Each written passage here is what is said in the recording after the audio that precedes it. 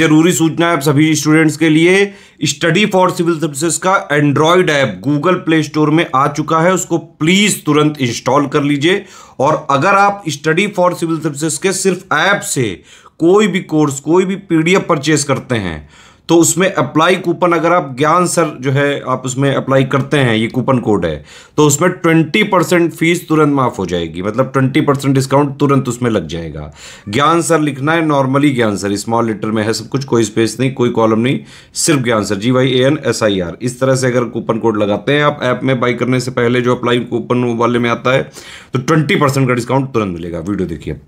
दोस्तों एक बार फिर से आपका स्वागत है CSAT प्रिपरेशन के इस YouTube चैनल पर। आज की इस क्लास में हम लोग UPPCS प्री 2024 के लिए CSAT हिंदी के टॉप 100 क्वेश्चंस का डिस्कशन करेंगे। फ्रेंड्स यह क्लास काफ़ी इंटरेस्टिंग होने वाली है। आपके जानकारी के लिए बता दें कि इससे पहले हम लोग CSAT हिंदी की एक सीरीज चला रहे थे जिसमें टॉप 500 PYQs का डिस्कशन किया जा रहा था। अगर आपने ये सीरीज देखी है तो देखिए, ये जो क्लास है ना, इसमें जो 100 क्वेश्चंस कराए जा रहे हैं ये इसी सीरीज की क्लास के हैं। इस सीरीज में एक क्लास में 20 क्वेश्चन होते थे, है ना। तो आपने इसको देखा होगा, इस क्लास लगभग 6 महीना पहले कराया गया था। तो अब क्या है कि काफ़ी दिन हो गए और एग्ज़ाम नज़दीक है, तो रिवीजन के लिए ना उन सभी क्लास को कंपाइल करके 1 घंटे की प्रॉपर वीडियो दी जा रही है जिसमें कुल 100 क्वेश्चन होंगे। अगर आपने उन वीडियोस को देखा है तो आप इसे स्किप भी कर सकते हैं, और आपने नहीं देखा है तब तो ये आपके लिए कंपलसरी है। और भाई जिन दोस्तों ने देख रखा है वो रिवीजन के लिए इसे देख सकते हैं। तो चलिए शुरू करते हैं आज के इस इंटरेस्टिंग सेशन को। इससे पहले कुछ ज़रूरी सूचनाएं। अगर आप टीम के पेड कोर्सेज से जुड़ना चाहते हैं PCS के कंप्लीट प्रिपरेशन के लिए, तो इन दिए गए किसी भी नंबर पर आप कॉल या व्हाट्सएप कर टीम के पेड कोर्स से जुड़ने की प्रक्रिया समझ सकते हैं। इसके अतिरिक्त ये ज्ञान सर का व्हाट्सएप नंबर है, आप यहाँ से व्हाट्सएप के माध्यम से जानकारी प्राप्त कर सकते हैं। और भाई जिसने स्टडी फॉर सिविल सर्विसेज का एप्लीकेशन इंस्टॉल नहीं किया, आप इसे प्ले स्टोर से ज़रूर इंस्टॉल कीजिएगा, क्योंकि एप्लीकेशन के माध्यम से अगर आप किसी भी कोर्स को परचेस करते समय कोड अप्लाई करते हैं ज्ञान सर, तो आपको प्रॉपर डिस्काउंट देखने के लिए मिलेगा। तो चलिए दोस्तों, अब देखिएगा आप पूरे 100 क्वेश्चन। प्रश्न संख्या 101 यहाँ पर जिक्र किया गया, हो सकता है वह आया हो वाक्य है। अब आपको ये बताना है कि वाक्य किस प्रकार का है। देखिए, हो सकता है वह आया हो, है ना। तो इसमें अगर आप ध्यान से देखेंगे, देखिए अनिश्चित वर्तमान, अनिश्चित मतलब निश्चित नहीं है, तो ये नहीं होगा, है ना। संदिग्ध मतलब संदेह की भी बात नहीं है ना। संभाव्य, तो यहाँ पे संभाव्य की बात है, क्योंकि संभावना की बात किया जा रहा है, तो संभाव्य वर्तमान हो सकता है वह आया हो। 101 का विकल्प C बिल्कुल सही उत्तर है। 102 में क्या दिया, बहती गंगा में हाथ धोना, मुहावरे का सही अर्थ है। तो आप सबको पता है बहती गंगा में हाथ धोना बोला जाता है, उसने बहती गंगा में हाथ धो लिया, मतलब अवसर का फायदा उठा लिया, अवसर का लाभ उठा लिया। तो देखिए अवसर खो देना ये नहीं होगा, अवसर का लाभ उठाना, यही इसका बिल्कुल सही उत्तर हो जाएगा। 103 नंबर का प्रश्न है, उसने नहाकर भोजन किया। वाक्य में नहाकर किस क्रिया का उदाहरण है। देखिए जो नहा करे किस क्रिया का उदाहरण है, प्रेरणार्थक। प्रेरणार्थक मतलब जहां पे प्रेरणा मिले, तो ऐसा तो नहीं है ना। द्विकर्मक ये भी नहीं, क्योंकि इसमें 2 कर्म नहीं है ना। संयुक्त ये भी नहीं, पूर्वकालिक। तो नहाकर जो है पूर्वकालिक क्रिया है, तो इसमें विकल्प D इसका बिल्कुल सही उत्तर बनेगा। चलिए अब आते हैं अगले प्रश्न पर। प्रश्न संख्या 104। 104 नंबर के प्रश्न पर क्या दिया, आपको यहाँ पर सारणी 1 से सारणी 2 का सही मिलान कीजिए तथा कूट से सही विकल्प का चयन कीजिए। देखिए यहाँ पे अल्प विराम, अल्प विराम मतलब कॉमा होता है, तो कॉमा ये रहा, है ना। देखिए अब अगर आप पहले से ही देखेंगे तो आपका जो A है ना, A किससे मिलेगा, देखिए A मिलेगा तीसरे से। तो A तीसरे से कहाँ कहाँ मिला, देखिए अगर आप देखेंगे तो इसमें A का दूसरे के साथ संबंध दिया और A का पहले के साथ दिया, तो 2 विकल्प कैंसिल हो गए। अब इसमें B या D में से कोई एक सही होगा। देखिए कोष्टक की बात करेंगे तो B आपका मिल रहा है चौथे से, तो B चौथे से कहाँ मिला है, D में मिला है, तो D इसका बिल्कुल सही उत्तर बन जाएगा, है ना। वैसे भी ये सरल प्रश्न आप आराम से देख सकते हैं, ये संक्षेप सूचक है और ये योजक है, तो आप इसको आसानी से मिला सकते हैं। चलिए आते हैं अगले प्रश्न पर। प्रश्न संख्या 105। 105 में जिक्र किया गया आजीवन में समास है। तो आपको ये बताना है कि आजीवन में किस प्रकार का समास है। देखिए अगर आजीवन की बात करेंगे तो आजीवन में अव्ययी भाव समास है। अव्ययी भाव समास का जो पूर्व पद होता है वो अव्यय होता है। आपको ना इसका एक छोटा सा ट्रिक याद रखना चाहिए। अगर कभी भी कोई शब्द आ, अनु, बे, यथा, हर, भर, प्रति, बद, इन सब शब्दों से प्रारंभ होता है, मतलब इन शब्दों के समूह से प्रारंभ होता है तो वहां पर हमेशा मतलब क्या होगा, अव्ययी भाव समास होगा। जैसे आजीवन, आजन्म, आमरण, इन सब में अव्ययी भाव समास है। जैसे अनुरूप, अनुकूल, अनुशासन, जैसे बेसहारा, ठीक है। अब इसका यथासंभव, यथारूप, ठीक है। इसके बाद हर से भी आप एग्जाम्पल लिख सकते हैं, भर पेट, है ना। इसके प्रतिदिन, प्रत्येक, बदसूरत, बदजुबान, है ना। जैसे ला हो गया, लाजवाब। तो इन सब चीजों में हमेशा आपको याद रखना है अव्ययी भाव समास बनेगा। चलिए आते हैं प्रश्न संख्या 106 पर। तो 106 नंबर पर प्रश्न दिया है, निम्नलिखित में शुद्ध वर्तनी वाला शब्द। तो देखिए कव, इत्र, यत्री ऐसे नहीं लिखा जाता है। चिन्ह, ये भी गलत है, चिन्ह होता है। ईर्ष्या होता है। तो यहाँ पे 3 जब गलत हो गया तो विकल्प बी इसका बिल्कुल सही उत्तर बन जाएगा। घनिष्ठ एकदम सही है। चलिए प्रश्न संख्या 107। 107 नंबर पर क्या दिया कि निम्नलिखित में तत्सम तद्भव का शुद्ध युग्म कौन सा है। तो आपको ये बताना है कि तत्सम और तद्भव का शुद्ध युग्म कौन सा है। देखिए नक्षत्र, नखत, ये नहीं होगा, है ना। पकवान, पकवान, ये नहीं होगा, है ना। गिद्ध, गिद्ध, ये भी नहीं होगा। अवस्याय और ओस, ये इसका बिल्कुल सही उत्तर हो जाएगा 107 का डी। प्रश्न संख्या 108, ये प्रश्न आपको कमेंट करके बताना है। 108 का क्या है, देखिए एकदम सरल सा प्रश्न है। हिंदी शब्दकोश में छ का क्रम इनमें से किस वर्ड के बाद आता है। तो इसका सही उत्तर क्या बनेगा आपको ये कमेंट करके बताना है। 108 नंबर का क्वेश्चन आप जरूर कमेंट कीजिएगा। चलिए आते हैं अगले प्रश्न पर। प्रश्न संख्या 109। 109 नंबर पे क्या जिक्र किया गया। 109 नंबर का प्रश्न आपसे ये बोला जा रहा है कि महत्वपूर्ण कृति कृष्णायन उत्तर प्रदेश की बोलियों में से किस बोली में लिखा गया। आपको ये बताना कि जो कृष्णायन है, कृष्णायन किस बोली में लिखा गया। तो कृष्णायन लिखा गया अवधि में, है ना। तो कृष्णायन आपको याद है कि कृष्णायन याद रखना है, पद्मावत याद रखना है ना। तो ये सब की आपको बोलियां जरूर याद रखनी। तो ये अवधि भाषा में लिखा गया है। चलिए आगे आते हैं। देखिए उत्कर्ष का विलोम है। तो उत्कर्ष का विलोम क्या है। अगर उत्कर्ष के विलोम की बात करेंगे तो उत्कर्ष का विलोम होता है अपकर्ष। उत्कर्ष मतलब ऊपर बढ़ना या आगे बढ़ना, अपकर्ष का मतलब नीचे गिरना या हानि होना। तो विकल्प सी इसका बिल्कुल सही उत्तर हो जाएगा। प्रश्न संख्या 11 से 15। 11 से 15 के लिए आपको गद्यांश दिया है। इस गद्यांश को पढ़ना है और इसके आधार पर आपको प्रश्नों का उत्तर देना है। गद्यांश क्या है, देखिए प्रकृति ने मानव जीवन को बहुत सरल बनाया है, किंतु आज का मानव अपने जीवन काल में ही पूरी दुनिया की सुख समृद्धि बटोर लेने के प्रयास में उसको जटिल बनाता जा रहा है। देखिए इस पैसेज में ये बोला जा रहा है कि जो प्रकृति है इसने मानव जीवन को बहुत ही सरल बनाया है, लेकिन मानव क्या करते हैं, सुख सुविधा को जुटाने के लिए इसको जटिल बनाता जा रहा है। इस जटिलता के कारण संसार में धनी निर्धन, सत्ताधीश सत्ताच्युत, संतानवान निसंतान सभी सुख शांति की चाह तो रखते हैं, किंतु राह पकड़ते हैं आह भरने की। देखिए बोला जा रहा है कि संसार में चाहे जो भी है सब चाहते हैं कि उनको सुख शांति मिले, लेकिन फिर भी वो ऐसे मार्ग पर चलते हैं जिससे उन्हें आह भरना पड़ता है। मरीचिका के मैदान में जल की धधकती आग में शीतलता की चाह रखते हैं। मतलब वो दुखी क्यों होते हैं, क्योंकि जब कभी भी जैसे मरुस्थल में वहाँ पे कड़कती धूप है तो वहाँ पे वो चाहते हैं कि उनको जल मिले, है ना। और जहाँ पे धधकती आग है वहाँ पे वो ठंडक की उम्मीद रखते हैं। तो भाई दुख होगा ही, क्योंकि आप जो चाहते हैं वो मिलना ही नहीं वहाँ पर। विद्वानों का विचार है कि संसार में सुख का मार्ग है आत्मसंयम, किंतु मानव इस मार्ग को भूलकर सांसारिक पदार्थों इंद्रिय विषयों की प्राप्ति में आनंद ढूंढ रहा है। देखो विद्वानों का मानना है कि संसार में अगर आपको सुख चाहिए तो आपको आत्मसंयम रखना पड़ेगा, लेकिन आज का मानव क्या कर रहा है, इस आत्मसंयम को भूल करके वो क्या है कि जो ऐसे विषय सांसारिक वस्तु है उसमें डूबा हुआ है ना। परिणामतः दुख के सागर में डूबता जा रहा है। इसी कारण से मनुष्य दुख के सागर में डूबता जा रहा है। आत्मसंयम का मार्ग अपने में बहुत स्पष्ट है, जिसकी उपादेयता किसी भी काल में कम नहीं होती। इंद्रिय विषयों का संयम ही आत्मसंयम है। देखिए जो इंद्रिय विषय है उसको अगर आप अपने मन को अगर आप कंट्रोल करते हैं, यही आत्मसंयम है। भौतिक पदार्थों के प्रति इंद्रियों का प्रबल आकर्षण मानवीय दुखों का मूल कारण माना गया है। देखिए क्या होता है कि जो भौतिक पदार्थ है ना उसके प्रति आप ये मानते हैं कि जो भौतिक सांसारिक वस्तु है उसके प्रति मनुष्य आकर्षित हो जाते हैं, यही दुख का प्रमुख कारण है। आगे है उपभोक्तावादी संस्कृति के फैलाव से यह आकर्षण तीव्र से तीव्रतर होता जा रहा है। जो उपभोक्तावादी संस्कृति इसके कारण ना ये बहुत तेजी से बढ़ रहा है। यह ऐसी स्थिति में याद रखना आवश्यक है। अब देखते हैं आगे क्या बोला जा रहा है ना, कि ये भौतिक पदार्थ सुख तो दे सकते हैं परंतु आनंद नहीं। इससे आपको कुछ समय के लिए क्षणिक सुख मिल सकता है लेकिन आनंद नहीं मिलता। आनंद का निर्झर तो आत्मसंयम से फूटता है। उसकी मिठास अनिर्वचनीय और अनुपम होती है। इसकी मिठास से सम्मुख धन संपत्ति सत्ता सौंदर्य का सुख सागर के खारे पानी के जैसा लगने लगता है। तो इसमें देखिए पूरी तरीके से आत्मसंयम मन को नियंत्रित करने के बारे में बात कहा गया। आत्मसंयम का तात्पर्य, देखिए आत्मसंयम का क्या तात्पर्य, अपनी आत्मा पर नियंत्रण करना, ऐसा कहीं नहीं बोला गया था। अपनी भावनाओं का नियमन, ये भी नहीं है। अपने मन का वशीकरण, ये भी नहीं। देखिए इंद्रियों के विषय के प्रति आकर्षण पर संयमन, मतलब जो ये पैसेज मतलब जो गद्यांश बोल रहा था, गद्यांश यही कहना चाहता था कि इंद्रियां जिसके प्रति आकर्षित होती हैं आप उसी को कंट्रोल कर लीजिए, है ना, ये आत्मसंयम होता है।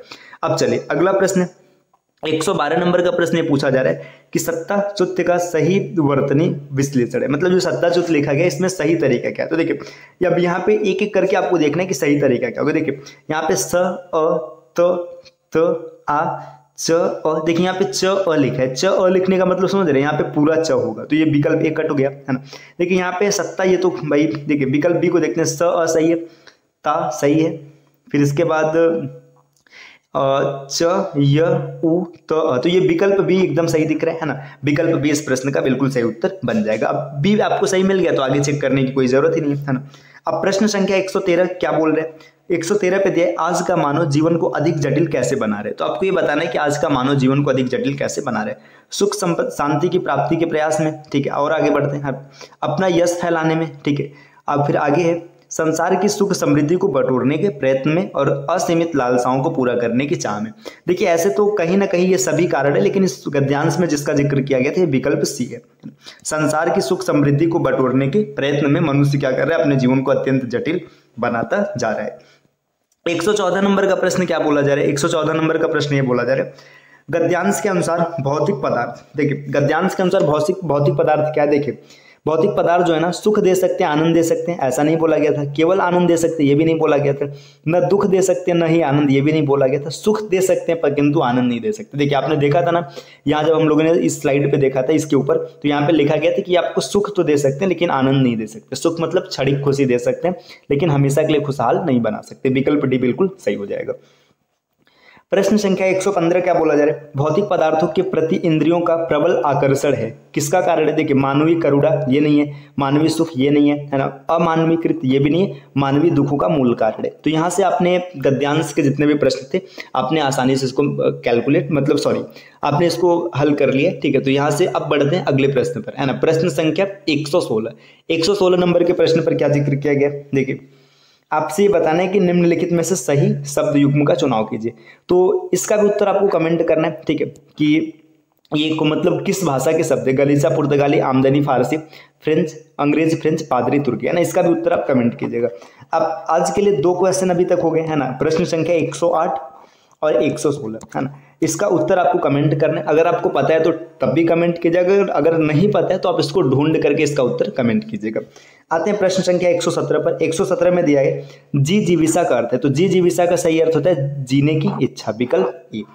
प्रश्न संख्या 118 में क्या जिक्र किया गया, शब्द चयन की दृष्टि से इनमें से शुद्ध वाक्य। तो आपको ये बताना है कि 118 में मतलब कौन सा वाक्य शुद्ध है, मतलब जो विकल्प दिया गया इसमें कौन सा विकल्प बिल्कुल सही है। रविन्द्रनाथ टैगोर की कुछ रचनाओं का नागरी भाषा अनुवाद हुआ है, ठीक है। राजा हरिश्चंद्र के सदृश कोई सत्यवादी नहीं हुआ। पद्य के चौथे भाग को चरण कहते हैं। रामचंद्र शुक्ल ने अनेक ग्रंथों की रचना की। देखिए रविन्द्रनाथ टैगोर की कुछ रचनाओं का, है ना, देखिए यहाँ पे ये की लिखा गया, यहाँ पे का लिखा गया, है ना, तो ये नहीं होगा, ठीक है। रविन्द्रनाथ टैगोर की या फिर रविन्द्रनाथ टैगोर की कुछ रचनाओं की, है ना, तो ये इसका ये गलत हो जाएगा, है ना। आगे देखिए राजा हरिश्चंद्र के सदृश कोई सत्यवादी नहीं हुआ, ठीक है। सदृश यहाँ पे नहीं रहेगी, इसके कारण गलत है। पद्य के चौथे भाग को चरण कहते हैं, ये भी गलत हो जाएगा। तो इसमें 3 विकल्प कट गए। तो रामचंद्र शुक्ल ने अनेक ग्रंथों की रचना की, ये इसका बिल्कुल सही स्वरूप हो जाएगा 118 का डी। अब देखते हैं 119 नंबर के प्रश्न को। अज का अर्थ नहीं है। देखिए अज का अर्थ क्या नहीं है, देखिए अगर देखेंगे जिसका जन्म न हुआ उसको अज कहते हैं, सही बात है। दशरथ के पिता का भी नाम अज था, तो ये भी सही है ना। इसके बाद ब्रह्मा विष्णु शिव, ये भी अज है, तो अज का अर्थ नहीं है मोती जो होता है ये अज का अर्थ नहीं होता है। 119 का विकल्प सी बिल्कुल सही हो जाएगा। अब आते हैं 120 नंबर के प्रश्न पर। 120 नंबर का प्रश्न क्या दे रखा है, 120 नंबर का दिया, निम्नलिखित में से किस शब्द में एकाधिक उपसर्गों का प्रयोग हुआ है। अब मतलब कौन सा ऐसा मतलब शब्द जिसमें एक से अधिक क्या उपसर्ग अप्लाई किए गए, लागू किए गए। तो देखो अनुकरण में सिर्फ एक है, निहत्ता में एक है, आगमन में एक है व्याकरण, है ना, बी प्लस आ प्लस करण, तो ये इसका बिल्कुल सही तरीका हो जाएगा। तो इसमें 120 का सी उत्तर सही बनेगा। तो प्रश्न संख्या 121 दिया, निम्नलिखित में देवता का पर्यायवाची शब्द है।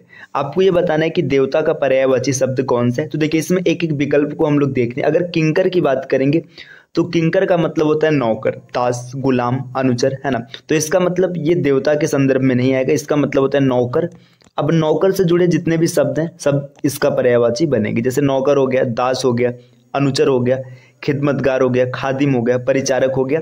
इसके बाद विबुध, विबुध जो होता है ये देवता का पर्यायवाची शब्द होता है। विबुध हो गया, देव, त्रिदश, गिरवाड़, निर्जर, असुर, ठीक है। तो ये सब आपके देवता के पर्यायवाची होते हैं। तो विकल्प भी इसका बिल्कुल सही उत्तर बनेगा। बाकी इन दो विकल्प को भी देख लेते हैं। अगर बात करेंगे विपुल, तो विपुल का मतलब होता है बड़ा, विशाल, पर्याप्त, पूर्ण, ये होता है विपुल। और लोकेश का मतलब होता है राजा या सम्राट, ठीक। तो इसमें सभी विकल्प का मतलब आपको पता चल चुका है। इसका बिल्कुल सही उत्तर है विकल्प बी। देखते हैं अगले प्रश्न को। अगला प्रश्न 122, स्वार्थ में निम्नलिखित में से कौन सी संधि है। देखिए स्वार्थ, यहाँ पे आ की मात्रा दिख रहा है, तो स्वार्थ में हो जाएगा स्व प्लस अर्थ। स्व प्लस अर्थ, यहाँ पर देखिए अ और अ मिला है। जब अ और अ मिलता है तो क्या बन जाता है, आ बन जाता है। आ में होता है दीर्घ स्वर संधि। विकल्प ए इसका बिल्कुल सही उत्तर बनेगा। देखिए स्वर संधि जो होता है, स्वर संधि 5 तरीके के होते हैं, दीर्घ, गुण, वृद्धि, यड़ और अयादि। ये 5 प्रकार की संधियां होती है। देखिए दीर्घ में क्या होता है, आप जब भी दीर्घ संधि को देखेंगे तो आपको आ, बड़ी ई या फिर बड़ा ऊ ये मात्रा देखने के लिए मिलेगा बीच में। तो यहाँ पे बड़ा आ मतलब सॉरी माफ कीजिएगा, आ की मात्रा दिख रहा था, तो आ की मात्रा दिखने के कारण हमने दीर्घ स्वर संधि इसको टिक किया। अगर गुण स्वर संधि रहेगा तो गुण स्वर संधि में आपको ए या ओ की मात्रा देखने के लिए मिलेगी। ऐसे वृद्धि में ए या ओ की मात्रा देखने के लिए मिलेगी। यहाँ पर देखिए इसमें अयादि में अय, आय, अव, आव ये सब मिलेगा और यहाँ पे कुछ आधे शब्द बन जाते हैं। चलिए अब आते हैं अगले प्रश्न पर। प्रश्न संख्या 123 नंबर का प्रश्न दिया, गमन शब्द को विपरीतार्थक बनाने के लिए इनमें से कौन से उपसर्ग का प्रयोग किया जाएगा या किस उपसर्ग का प्रयोग होगा। देखिए गमन जो होता है, अगर गमन को अब विपरीत के रूप में लिखेंगे तो इसका विपरीत होता है आगमन। तो आपको पता चल गया कि गमन का उल्टा होता है आगमन। तो आगमन में कौन सा उपसर्ग जोड़ा गया, आ जोड़ा गया, तो इसका बिल्कुल सही उत्तर हो जाएगा आ, विकल्प बी। अगला प्रश्न है, इसमें से अरण्य शब्द का पर्यायवाची शब्द है। अरण्य का पर्यायवाची, अरण्य का मतलब होता है जंगल, जंगल, विपिन, कानन, कांतार। तो कांतार इसका बिल्कुल सही उत्तर है, विकल्प ए। आभारी का मतलब जो आपका आभार मान रहा है। कुलीन मतलब अच्छे परिवार में जन्म लेने वाला। शस्य का मतलब अनाज हो गया, अनाज, धन्य, धान, ये हो जाएगा। तो 124 का विकल्प ए बिल्कुल सही उत्तर बनेगा। आते हैं अगले प्रश्न पर। प्रश्न संख्या 125।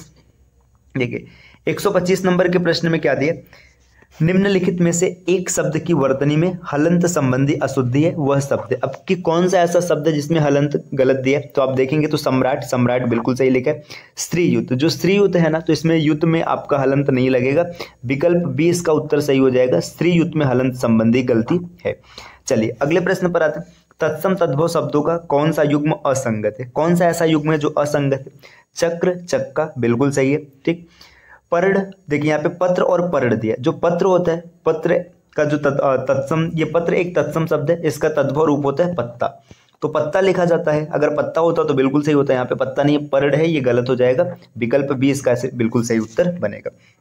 अगला प्रश्न, प्रश्न संख्या 127, निम्नलिखित में कौन सा वर्ण तालव्य नहीं। देखिए तालव्य की बात की, अगर तालव्य की बात करेंगे या जितने भी स्पर्श व्यंजन होते हैं, अगर स्पर्श व्यंजन की बात किया जाए तो वर्णमाला में क से लेकर म तक जो 25 अक्षर आते हैं इनको स्पर्श व्यंजन कहते हैं। इनको 5-5 के समूह में रखा गया। जैसे क वर्ग, अगर क वर्ग की बात करेंगे तो क, ख, ग, घ, अंग। फिर च वर्ग, च, छ, ज, झ, ञ। इस प्रकार ट वर्ग, ट, ठ, ड, ढ, अड़। फिर त वर्ग आता है त, थ, द, ध, न। और प वर्ग आता है प, फ, ब, भ, म। तो देखिए ये 25 मतलब अक्षर हो गए। अब इसमें इनके उच्चारण स्थान को कैसे याद रखेंगे, एक छोटा सा ट्रिक है, के टी एम डी ओ, है ना। KTM 2 का मतलब क्या होता है, के फॉर कंठ, टी से तालु, एम से मूर्धन्य, डी से दंत और ओ से ओष्ठ। तो ये जो 25 अक्षर हैं इनका उच्चारण स्थान आपको पता चल चुका है। आपसे पूछ रहा है कौन सा तालव्य नहीं। तालव्य का मतलब च वर्ग में कौन नहीं आ रहा है। तो आप अगर देखेंगे तो यहाँ पे देखिए च वर्ग में ये तीनों मिल रहे हैं, तो ये तीनों तालव्य हो जाएंगे। तो इसमें जो क है, क क्या है, अलग है, ये च वर्ग का हिस्सा नहीं है। तो यहाँ पर इसका बिल्कुल सही उत्तर बनेगा विकल्प ए। प्रश्न संख्या 128 में निम्नलिखित में तत्सम शब्द है। देखिए तत्सम शब्द क्या होते हैं, जो शब्द संस्कृत से सीधे हिंदी में प्रवेश कर गए उनको तत्सम शब्द कहते हैं, और जो किसी अन्य माध्यम से हिंदी में प्रवेश किए हुए हैं उन्हें तद्भव कहते हैं। तो यहाँ पे देखना, देखिए हाथ आपका देखिए हस्त जो होता है इसका तत्सम होता है, हाथ तद्भव है, ठीक। दूध दुग्ध होता है, ठीक है। इसी तरीके से आम का आम्र होता है। तो ये तीन शब्द जो है ये आपके तद्भव शब्द है। तो इसमें जो काष्ठ है, काष्ठ क्या है, काष्ठ एक तत्सम शब्द है। विकल्प सी इसका बिल्कुल सही उत्तर बन जाएगा।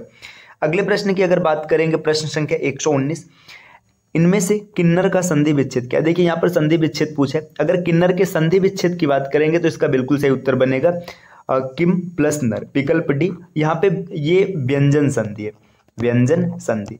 व्यंजन संधि में म संबंधी रूल जब पढ़ेंगे तो उसमें आपको पता होगा कि जब कभी भी म का मेल न से होता है तो वो न में परिवर्तित हो जाता है। तो किन्नर का बिल्कुल सही संधि विच्छेद होगा किम प्लस नर।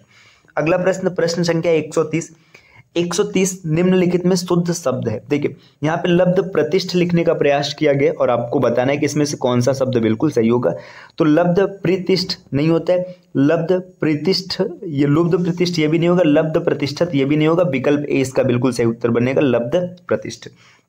प्रश्न संख्या 131, निम्नलिखित वाक्यों में से एक शुद्ध वाक्य। अब कौन सा वाक्य शुद्ध है, देखिए जो लोग बाहर जाना चाहते हैं वह जा सकते हैं। देखिए यहाँ पर लोग है, लोग बहुवचन है, तो यहाँ पर भी बहुवचन आएगा, वे होगा, तो ये गलत हो जाएगा पहला। दूसरा है कृपया एक गिलास पानी दीजिए। अगर आप इस विकल्प को देखेंगे तो ये विकल्प बिल्कुल सही दिख रहा है। अब आगे देख लेते हैं और विकल्पों में क्या त्रुटि है। सरयू नदी का पाठ बहुत लंबा है, तो यहाँ पे पाठ बहुत लंबा ये नहीं होगा सही, है ना। वह 7वीं कक्षा में पढ़ता है, 7वां नहीं 7वीं होगा, तो ये भी विकल्प गलत हो गया। इसका सही उत्तर है विकल्प बी। चलिए अब आते हैं अगले प्रश्न की ओर। प्रश्न संख्या 132 नंबर का प्रश्न क्या दिया, निम्नलिखित वाक्यों में प्रेरणार्थक क्रिया। देखिए प्रेरणार्थक क्रिया का मतलब क्या होता है कि आप जो कर्ता होता है, कर्ता खुद से कार्य नहीं करता है बल्कि वह कार्य किसी दूसरे के माध्यम से करवाता है। तो जैसे जब वो करवाते से, देखिए पढ़ना सामान्य क्रिया, लेकिन पढ़वाना ये प्रेरणार्थक हो गया, आपने नहीं किया किसी दूसरे से करवाया। तो जीना नहीं होगा, कि लिखना नहीं होगा, दिलवाना ये हो जाएगा। देना मतलब सामान्य क्रिया होता है, दिलवाना इसका क्या हो जाएगा, प्रेरणार्थक क्रिया हो जाएगा। विकल्प सी इसका बिल्कुल सही उत्तर बनेगा। चलना ये भी नहीं होगा, देखिए यहाँ पे चलवाना हो जाएगा, यहाँ पे लिखवाना हो जाएगा, तो ये इसका प्रेरणार्थक क्रिया बन जाएगा।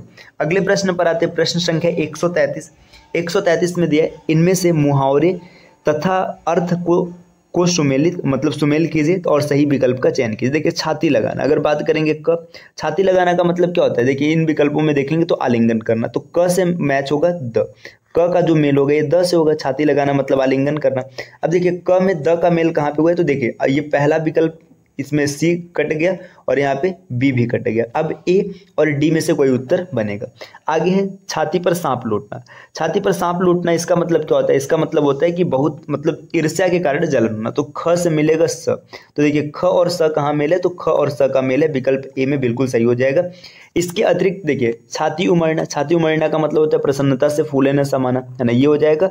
और अंतिम विकल्प है छाती फटना मतलब बहुत ज्यादा दुख होना। तो इसमें अगर सही मेल की बात करेंगे क, ख, ग और घ, आपको उत्तर पहले से पता चल चुका है, लेकिन यहाँ पे देख लीजिए। देखिए क जो मिलेगा ये द से मिलेगा, अगर ख की बात करेंगे तो ये स से मिलेगा, और ग की अगर बात करेंगे तो ये अ से मिलेगा। और इसके बाद एक और बचा है जहाँ पर क, ख, ग और घ। अगर घ की बात करेंगे तो इसमें एक विकल्प बचा है ब से मिलेगा। यहाँ पे लास्ट में ब नहीं लिखा है, तो ये समझ लीजिए इससे ब से मिलेगा। तो विकल्प ए इसका बिल्कुल सही उत्तर बन जाएगा। ये आपने आसानी से इसको हल कर लिया। चलिए बढ़ते हैं अगले प्रश्न पर। प्रश्न संख्या 134 नंबर पे दिया, जिसका उत्तर देकर खंडन किया गया हो इस वाक्यांश के लिए एक शब्द। तो जिसका उत्तर देकर खंडन किया जाता है उसके लिए एक शब्द होता है प्रत्युक्त, विकल्प बी इसका बिल्कुल सही उत्तर बनेगा। चलिए अब आते हैं अगले प्रश्न पर। अगला प्रश्न 135 से 139 के लिए आपको क्या दिया है, एक यहाँ पे गद्यांश दे रखा है। दिया क्या है, देखिए हमारा जीवन पाखंड में बन गया है और हम इसके बिना नहीं रह सकते। मतलब यहाँ पर ये जिक्र किया जा रहा है कि हमारा जीवन पाखंड में बन चुका है, पाखंड जीवन का एक अभिन्न हिस्सा बन चुका है, हम इसके बिना नहीं रह सकते। अपने सार्वजनिक जीवन अथवा निजी जीवन में कहीं भी देखिए हम एक दूसरे को छलने की कला का खुलकर प्रयोग करते हैं। मतलब चाहे अपना सार्वजनिक जीवन है, मतलब समाज के साथ है, या फिर निजी जीवन है, हम एक दूसरे को छलने के लिए खुलकर तैयार रहते हैं। इसके बावजूद यह विश्वास करते हैं कि हम ऐसा कुछ भी नहीं कर रहे हैं। हम इस प्रकार की भाषा का प्रयोग करते हैं जिसकी उस अवसर पर कोई आवश्यकता नहीं होती। हम किसी भी बात को यह जानते हुए कि वह सही अथवा सत्य नहीं है, लेकिन उसके प्रति निष्ठा या विश्वास इस तरह प्रकट करते हैं जैसे हमारे लिए वही एकमात्र सत्य है। मतलब ये बताया जा रहा है कि कोई बात होती है जिसे हम जानते हैं कि सत्य नहीं, फिर भी उसके लिए ना ऐसे दिखावा करते जैसे वही सत्य। हम यह सब इसलिए सरलता से कर लेते हैं क्योंकि आज पाखंड एवं दिखावा हमारे जीवन का एक अभिन्न अंग बन गया है। आज हम में से अधिकांश लोगों की स्थिति मुंह में कुछ और मन में कुछ और वाली हो गई है। तो देखिए इस पूरे गद्यांश में कहीं ना कहीं जिक्र किया गया पाखंड का जीवन में क्या मतलब वो है। पाखंड ने जीवन को पूरी तरह से जकड़ लिया और पाखंड के बिना हम कहीं भी नहीं रह सकते। गलत चीज़ों को सही दिखाने की कोशिश करते हैं। चलिए अब देखते हैं कैसे प्रश्न पूछे गए यहाँ से। प्रश्न संख्या 135 यहाँ पे जिक्र किया जा रहा है छलने की कला का हम किस प्रकार उपयोग करते हैं। तो देखिए गद्यांश में बताया गया छलने की कला का हम खुलकर प्रयोग करते हैं, तो इसमें बिल्कुल सही उत्तर हो जाएगा विकल्प डी खुलकर। अगला प्रश्न है मुंह में राम बगल में छुरी, इसका अर्थ क्या है। देखिए मुंह में राम बगल में छुरी का मतलब होता है कि मन में कुछ और चल रहा है और दिखावा कुछ और किया जा रहा है। देखिए हम इस प्रकार की भाषा का प्रयोग करते हैं जिसकी उस अवसर पर कोई आवश्यकता नहीं होती। नहीं है, मुंह में कुछ और मन में कुछ और, ये हो सकता है। ठीक है, आगे देखते हैं छलने की कला का खुलकर उपयोग करनी, ये भी नहीं होगा और लास्ट में ये भी नहीं होगा। ठीक है, तो मुंह में राम बगल में छुरी का मतलब होता है कि मन में कुछ और है और वास्तविक तौर पे कुछ और है। चलिए हमारे जीवन का अभिन्न अंग, हमने जीवन का अभिन्न अंग किससे बना लिया। तो हमने अभिन्न जीवन का मतलब जीवन का अभिन्न अंग किससे बना लिया, पाखंड और दिखावे को। विकल्प ए सही हो जाएगा। अब प्रश्न संख्या 138 है। 138 में क्या जिक्र किया गया, यह जानते हुए कि बात गलत है हम उसके प्रति निष्ठा क्यों प्रकट करते हैं। हमें पता है कि बात गलत है फिर भी हम उसमें निष्ठा प्रकट कर रहे हैं। क्यों? क्योंकि आपने देखा था पैसेज में बताया गया था गद्यांश में कि हम ये बात जानते हैं ना कि गलत है और फिर भी उसके प्रति निष्ठा इसलिए प्रकट करते हैं क्योंकि उसको सही दिखाने का प्रयास करते हैं। दूसरों को छलने है तो ये नहीं होगा, है ना। असत्य को सत्य में बदलना चाहते, यही बिल्कुल सही उत्तर होगा क्योंकि गलत चीज को भी हम सही करना चाहते हैं। प्रश्न संख्या 139 का यहाँ पर क्या हुआ है, देखिए 139 पे दिया गद्यांश का उपयुक्त शीर्षक क्या है। तो सार्वजनिक जीवन नहीं है, दिखावा नहीं है, निष्ठा एवं विश्वास नहीं है, पाखंड आधुनिक जीवन का सत्य, यही इसका बिल्कुल सही उत्तर होगा।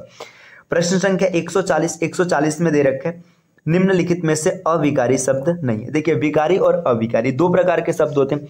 अगर अविकारी शब्द की बात करेंगे तो अविकारी शब्द क्या होते हैं, देखिए ये ऐसे शब्द होते हैं जो लिंग वचन और कर्ता के अनुसार परिवर्तित नहीं होते, उनको अविकारी शब्द कहते हैं। अविकारी शब्द क्या होते हैं, जो लिंग वचन और कर्ता के अनुसार परिवर्तित हो जाते हैं। तो देखिए जो आप जब शब्द भेद पढ़ेंगे तो शब्द भेद में 8 शब्द भेद होते हैं। तो इसमें संज्ञा, सर्वनाम, क्रिया और विशेषण, ये 4 ऐसे शब्द भेद होते हैं जो विकारी होते हैं। ये 4 विकारी, इसके बाद जो बचे 4 हैं वो अविकारी होते हैं। देखिए संज्ञा विकारी है, मतलब लिंग वचन कर्ता के अनुसार बदल जाएगा। सर्वनाम भी विकारी है, लिंग वचन कर्ता के अनुसार बदल जाएगा। क्रिया भी विकारी होता है, लिंग वचन और कर्ता के अनुसार बदल जाता है। और विशेषण भी विकारी होते हैं। लेकिन अगर बात किया जाए इसके बाद जो बचे हुए जितने अव्यय हो गए, है ना, ये सब अविकारी होते हैं और क्रिया विशेषण भी अविकारी। देखिए संबंध सूचक ये अविकारी होता है, समुच्चय बोधक ये भी अविकारी होता है और इसके बाद क्रिया विशेषण ये भी माफ कीजिएगा, मतलब चलिए सही मतलब थोड़ा सा कंफ्यूजन हो, ये भी अविकारी होता है। तो विकारी कौन हो जाएगा, विकारी हो जाएगा सर्वनाम। सर्वनाम इसका बिल्कुल सही उत्तर है विकल्प सी। संख्या 141 दिया पश्चिमी हिंदी का विकास किस अपभ्रंश से हुआ है। तो देखिए पश्चिमी हिंदी का विकास सौरसैनी अपभ्रंश से हुआ है, इसका बिल्कुल सही उत्तर होगा विकल्प बी। अब अगर अपभ्रंश की बात करें तो हिंदी के विद्वान डॉक्टर भोलानाथ तिवारी के अनुसार हिंदी में 7 अपभ्रंश माने गए।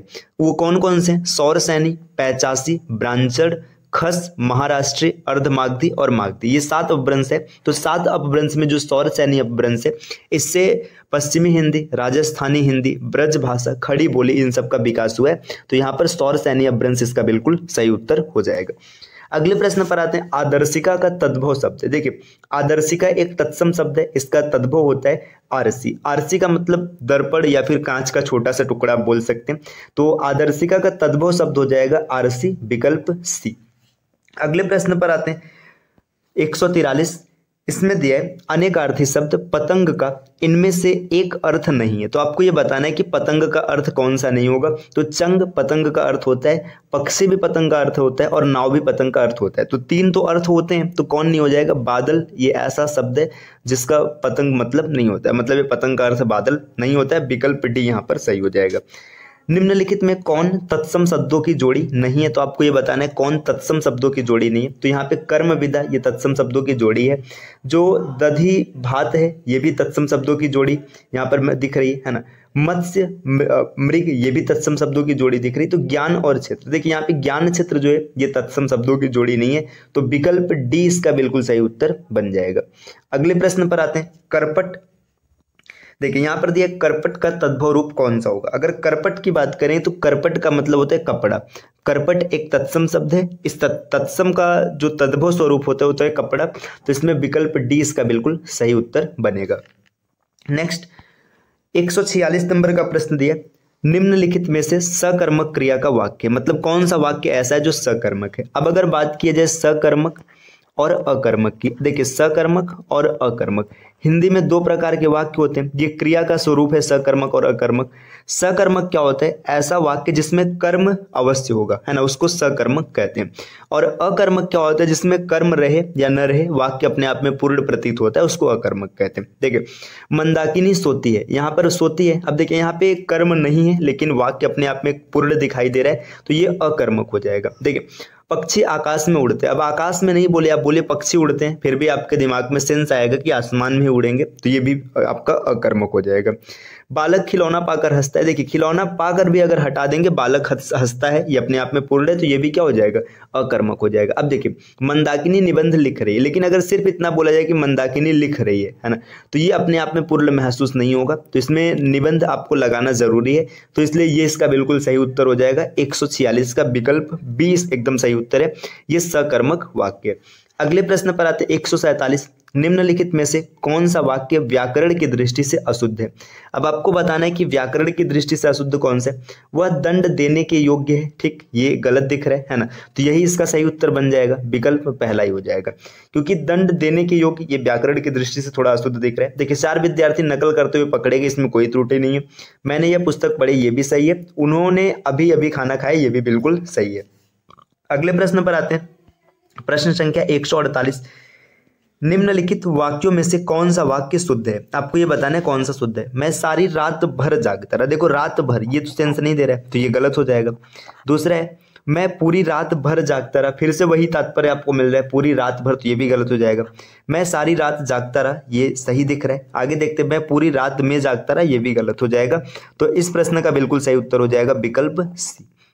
अगले प्रश्न पर आते हैं, निम्नलिखित में से कौन सा रात्रि का पर्यायवाची नहीं है? आपको ये बताना है कि रात्रि का पर्यायवाची कौन नहीं है। ठीक है, रजनी ये रात्रि का पर्यायवाची होता है, विभावरी ये भी होता है, निशी ये भी होता है। तो समीर जो है, समीर रात्रि का पर्यायवाची नहीं है। समीर किसका पर्यायवाची होता है? आपको ये कमेंट करके बताना है कि समीर किसका पर्यायवाची बनेगा। ठीक, चलिए आते हैं अगले प्रश्न पर। मृगेंद्र का पर्यायवाची शब्द है, तो देखिए मृगेंद्र आपको दिख रहा है, मृग प्लस इंद्र मतलब मृग का इंद्र। मृग मतलब क्या होता है? हिरन होता है। इंद्र मतलब जो हिरन का राजा है। राजा देखिए, राजा का मतलब हिरन पे कंट्रोल करेगा, नियंत्रण करेगा, उसको मारेगा, उसका शिकार करेगा। तो देखिए यहाँ पे शार्दुल, शार्दुल मतलब जो शेर होता है, यही मृगेंद्र होता है। तो मृगेंद्र का पर्यायवाची हो जाएगा शार्दुल मतलब सिंह, ये हो जाएगा, बिल्कुल सही उत्तर है विकल्प ए। अगले प्रश्न पर आते हैं, प्रश्न संख्या 151। 151 में यहाँ पे जिक्र किया गया, बहराइच, सुल्तानपुर, रायबरेली किस बोली के क्षेत्र है? मतलब ये मतलब जो यहाँ पे है ना, इनमें कौन कौन सी बोली प्रयोग की जाती है? देखिए यहाँ पर अगर आप देखेंगे तो बहराइच, सुल्तानपुर, रायबरेली ये अवधी बोली के क्षेत्र है। अब इसके अलावा और भी ऐसे डिस्ट्रिक्ट हैं जहाँ पर अवधी बोली जाती है। कौन कौन से? देखिए लखनऊ हो गया, अगर लखनऊ भी कभी विकल्प में मिले तो यहाँ पर भी अवधी बोली जाती है। लखनऊ के बाद सीतापुर है, सीतापुर के बाद उन्नाव हो गया, उन्नाव के अतिरिक्त फैजाबाद, फैजाबाद, गोंडा, गोंडा के बाद और आगे बढ़ेंगे तो बस्ती, प्रतापगढ़, है ना, बाराबंकी। तो ये सब चीज मतलब ऐसी जगह है जहां पर अवधी बोली जाती है, इसको याद रखना है। इसके अलावा ना देखिए अवधी, बघेली और छत्तीसगढ़ी ये तीनों पूर्वी हिंदी की भाषाएं हैं। देखिए यहाँ पे अगर बात करेंगे पूर्वी हिंदी, यहाँ पे लिख रहे हैं पूर्वी हिंदी, है ना, ये जो पूर्वी हिंदी है तो यहाँ से निकल कर आए कौन कौन? अवधी, बघेली और छत्तीसगढ़ी। तो आपको ये भी याद रखना है, छत्तीसगढ़ी, ये भी प्रश्न आपसे पूछा जा सकता है, यहाँ पे गढ़ी रहेगा। ठीक, इसके बाद अगर ब्रज भाषा की बात करेंगे तो ब्रज भाषा पहले प्रश्न में बताया गया कि सौर सैनी अपभ्रंश से विकसित हुआ है। ठीक, तो चलिए अब अगर अच्छा ये आपसे पूछ ले बताइए पूर्वी हिंदी किस अपभ्रंश की मतलब उपबोली है, तो पूर्वी हिंदी जो है ये अर्धमागधी अपभ्रंश से विकसित हुई है। चलिए आते हैं अगले प्रश्न पर, निम्नलिखित में से कौन निश्चल का अर्थ नहीं है, निश्चल का अर्थ कौन सा नहीं होगा, तो अगर 152 की बात करेंगे तो इसका बिल्कुल सही उत्तर हो जाएगा निश्चित। देखिए निश्चल का मतलब क्या होता है, जो चलने योग्य नहीं है, जो अपने स्थान से हिल न सके, सही हो, ये मतलब इसका अर्थ होगा स्थिर भी अचल भी, ये तीनों मतलब एक जैसे, तो निश्चित बिल्कुल सही उत्तर हो जाएगा। नेक्स्ट प्रश्न संख्या 153, कलेजे पर सांप लौटना, इस मुहावरे का अर्थ क्या है, तो कलेजे पर सांप लौटना का मतलब होता है एकदम ईर्ष्या से जल उठना, बहुत ही ज्यादा जलन होना, तो विकल्प बी इसका बिल्कुल सही हो जाएगा, ईर्ष्या से जल उठना। नेक्स्ट अगले प्रश्न पर आते हैं 153 हो गया, 154 नंबर का प्रश्न, यथारुचि में समास है। देखिए यथारुचि यहाँ पे पहला जो आपको समूह दिख रहा है ये अव्यय दिख रहा है, तो यथारुचि में जब पहला अव्यय दिख गया तो ये कौन सा समास होगा, अव्ययी भाव समास होगा। इसका एक ट्रिक याद रखिएगा, जब कभी भी किसी शब्द की शुरुआत यथा, अनु, बे, बद, आ, प्रति, भर, इन सब शब्दों से होता है, तो वहां पे हमेशा क्या होता है अव्ययी भाव समास। जैसे यथा संभव, यथा रुचि, अनुरूप, अनुकूल, अनुशासन, बेघर, बेजुबान, है ना, बदसूरत, बदतमीज, आजन्म, आमरण, ठीक है, प्रतिदिन, प्रत्येक, भरपेट, इन सब जगहों पर अव्ययी भाव समास होता है, ये आपको याद रखना है।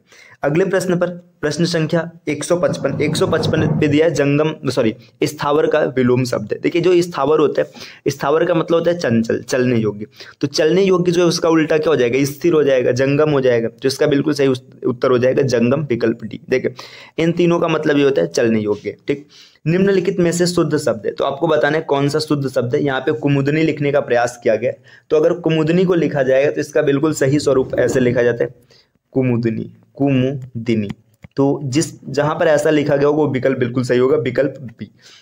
प्रश्न संख्या 157 है ना, 157 की अगर बात करेंगे तो यहाँ पर दे रखा है निम्नलिखित में से किस शब्द में गुण संधि, आपको ये बताना है किस शब्द में गुण संधि। देखिए जब कभी भी स्वर संधि की बात करेंगे तो स्वर संधि 5 भागों में बटा होते हैं, दीर्घ, गुण, वृद्धि, यड़ और अयादि। इसमें आपको याद रखना है कि जब कभी भी ना आपको आ, बड़ी ई और बड़ा ऊ ये मात्रा मिलेगा तो वहां पे हमेशा दीर्घ संधि होगा, मतलब। और इसके बाद गुण की बात करेंगे तो आपको ए या ओ की मात्रा मिलेगी।